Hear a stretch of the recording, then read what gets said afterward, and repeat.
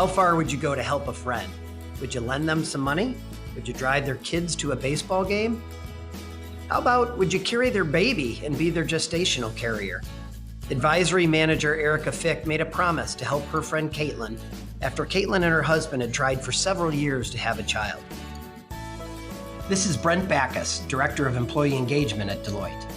In the inaugural episode of the new Who We Are podcast series, let's listen in as Chief Talent Officer Mike Preston talks to Erica about the remarkable promise she made to Katelin and her story of motherhood, friendship, and well-being. Good morning, Erica. How are you? I'm doing well, Mike. How are you? Doing well, thanks. So your story is really amazing. So why don't we get started with a little bit of a definitional phase? What exactly is a gestational carrier? A gestational carrier is someone who volunteers to carry the genetic embryo of another couple. So essentially, it's their bun, but the gestational carrier's oven. That's amazing. So how did you and Katelin become friends? Katelin and I like to say that we've been best friends since before we were born. Our moms were best friends, and so we have known each other since day one, and really we grew up more like sisters than best friends. So the promise you made to Katelin, how did that come about? Was it easy? Did it happen in the first conversation? Give me a little background on that. Being friends with Katelin through everything, through marriages, breakups, parents getting divorced. We've seen everyone go through everything that's been great and difficult. The hardest thing was seeing her go through years and years of infertility. She experienced a lot of loss and a lot of heartache. So for me, knowing that this could be something that I could do to help her and in turn make me feel less helpless was a no-brainer. And I just told her that, if it ever comes to the point where your doctor says this isn't going to happen for you, just give me a call and I'll be right there and I will willingly do this for you. So do you remember the day she called you, or did she come over personally and ask you? How'd that go? She called me and she just said, "Are you still willing to do this?" And I knew exactly what she was talking about. And I said, "Let's do this. Game on." Wow. So a lot must go into that in your own mind. Did you think about your well-being during the pregnancy, or what was it like to be the gestational carrier for your best friend?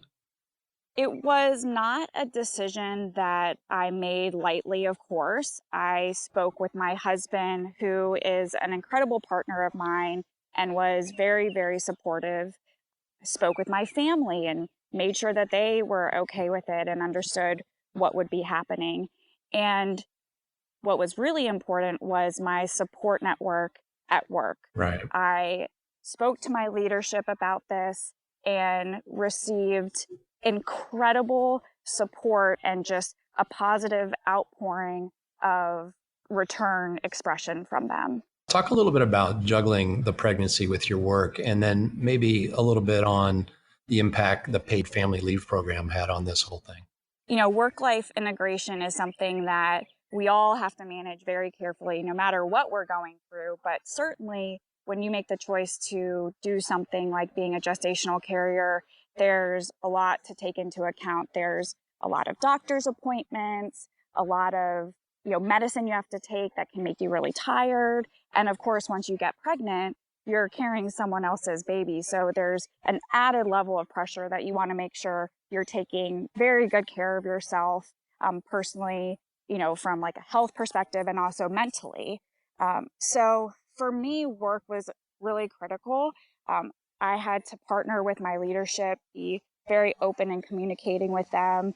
And honestly, just because they were so supportive and we had built that trust, there was no problem whatsoever. They were very flexible when I had doctor's appointments. They helped me kind of prioritize what was on my plate so that while I still had a lot going on, I wasn't completely overwhelmed. And they gave me top cover when they knew, I couldn't be working late on that proposal, or I couldn't be working the weekend. They totally stepped in for me and they were my advocate. So that was that was critical as part of this journey. So you made a comment that caught my attention. You actually said you felt more pressure carrying someone else's baby than your own baby. That's an interesting concept. And I get it, because you feel as though you're responsible for this other person's offspring. So what other thoughts around that did you have? Well, for sure. It felt like driving someone else's very expensive car. You're extra careful. So, that always weighed on my mind, but I felt very confident in the support that I had around me, that I could do that to the greatest extent possible. There's an interesting twist to your story as well, and that's the Ellen DeGeneres show. And I want to read you an email that I got from a viewer whose story was amazing. Dear Ellen, my name is Katelin Buchanan. I want to tell you about my incredible best friend, Erica. How did you become a fan of Ellen, and how did that opportunity to be on her show come about? I've watched the Ellen show, as has Katelin, for as long as I can remember, since day one, really. Okay, so right now Jeannie is in Arlington, Virginia with Katelin and Erica. They have no idea that we can see them. They think Jeannie is there to film something with them. Her show is so positive, and it highlights ordinary people doing extraordinary things, which I really love. So for me and for Katelin, through times of hardship, it's really been a point of levity, and just watching it brings us so much joy. So Erica's 33 weeks pregnant, so I don't want to push her into labor. I want to be very calm about this. So calmly tell her that I want to say hi. Always on a 10. Okay, so here's what I gotta tell you. I do have a little surprise for you guys. Erica, you're 33 weeks pregnant. Yes. You need to breathe. You need to relax. Yes. I do have someone that wants to meet you. I want you to take a look at that monitor right there. Just take a look right there. Serious?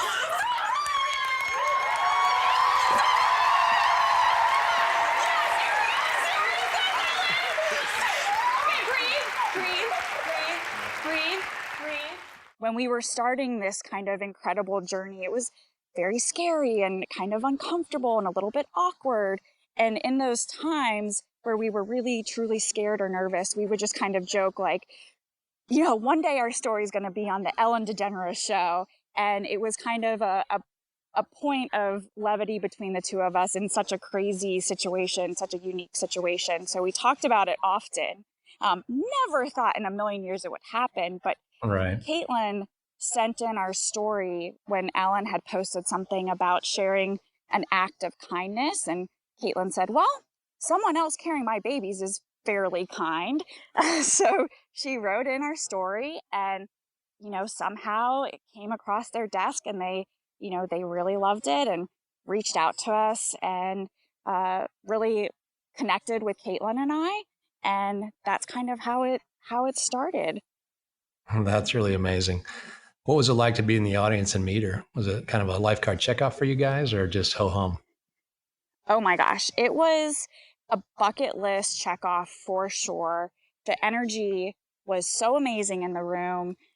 They treated us like VIPs. We got a great spot in the audience, and there were great guests that day, and everyone's dancing. It was a really nice way to end what was such a crazy, wonderful, beautiful journey. It was a great exclamation point on all of that.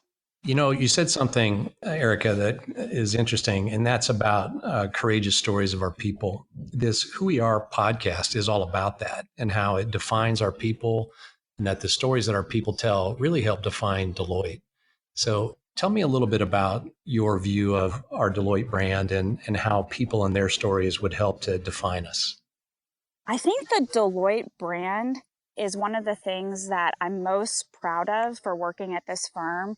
I feel like our people, there's a certain culture, right? There's a certain culture of our people where they work hard, they're the smartest in the industry, but they also want to make an impact in their communities, and they want to make an impact in their lives personally. And there's hundreds of stories from Deloitte practitioners of them doing things that are extraordinary. When I shared my story, I got an outpouring of response for people that were so glad I had shared it, because either they had gone through something similar or they were thinking that they were eventually going to have to go through that. And so there's just this community that sort of surrounds us as Deloitte practitioners, where We're very supportive of people going through or pursuing, very special journeys. And each one is unique and each one is supported wholeheartedly, which is so wonderful. Yours absolutely is unique. And thank you so much for sharing it with us.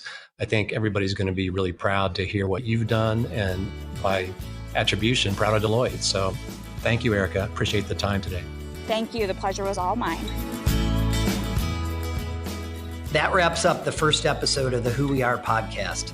Look for new episodes coming soon, available to download on the Deloitte podcasting app. And thanks so much for listening today. Send us your thoughts, suggestions, and story ideas for the series by emailing us at ustalent@deloitte.com.